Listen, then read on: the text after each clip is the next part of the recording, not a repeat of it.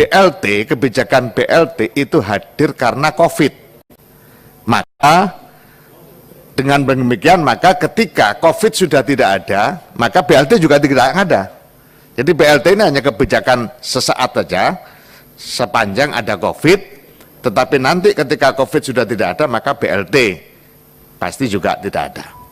Nah, ini sekaligus juga mumpung nyambung dengan dana desa, saya melaporkan bahwa dana desa sudah disiapkan untuk 2021, sehingga perdebatan terkait dengan Undang-Undang Nomor 2 Tahun 2020, di mana di sana ada kesan tidak ada dana desa lagi di 2021, di rencana pembangunan dan rencana anggaran yang dipaparkan oleh Bu Menteri Keuangan sudah jelas di sana ada dana desa untuk 2021.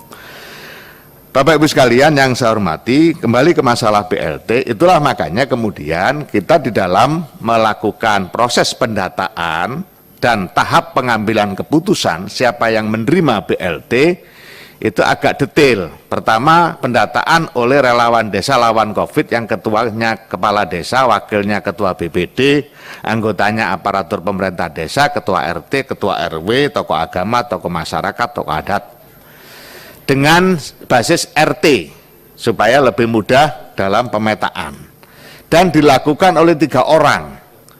Maksud kita itu sederhana, kalau 3 orang itu kan kalau bahasanya Adinda Rifki mungkin karena tadi fasih dalam wallahul muwaffiq, itu urusan ijtima, urusan kesepakatan. Nah, maka 3 orang itu, kalau 3 orang menyatakan bahwa si A ini layak, maka sudah 3 perspektif menyatakan layak. Itu makanya kita meminta 3 orang yang melakukan pendataan.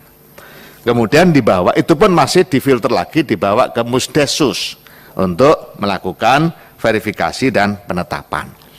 Nah, kenapa kita melakukan itu? Saya sepakat dengan Pak Ketua terkait dengan data. Memang kita ingin melakukan perbaikan data. Makanya pada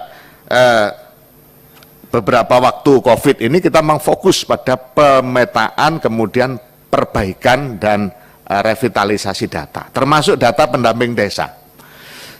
Mohon maaf, saya sendiri tidak banyak tahu apa sih tugas pendamping desa selama ini.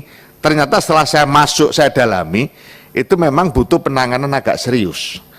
Makanya kemudian kita bangun sebuah sistem dan secara bertahap, Pak, kita akan melakukan seleksi alam.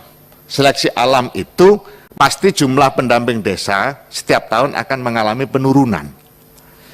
Karena apa? Karena kita ingin kualifikasinya, kita ingin lebih meningkatkan profesionalitasnya. Dan kita membangun sebuah sistem aplikasi untuk memantau kinerja pendamping desa dalam bentuk self-report. Kemudian self-report itu kita verifikasi, karena kalau kita melakukan evaluasi tidak self-report nggak mungkin.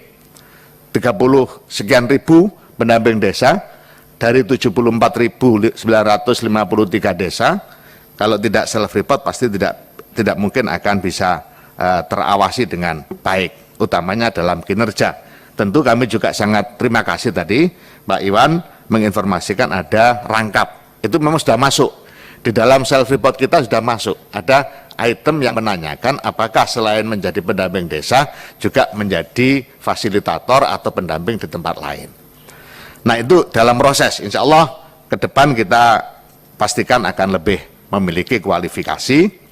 Dan tentu terkait dengan status, Pak, jadi status pendamping desa, bukan ASN, kita mewacanakan pendamping desa itu menjadi P3K, pegawai pemerintah berdasarkan perjanjian kerja, pegawai pemerintah perjanjian kerja berdasarkan P3K singkatannya. Supaya apa? Supaya ada kejelasan. Dan saya sepakat, kita lagi berupaya agar pendamping desa ini menjadi bagian dari Kementerian Desa. Sampai hari ini, mohon maaf, pendamping desa belum sepenuhnya menjadi bagian dari Kementerian Desa.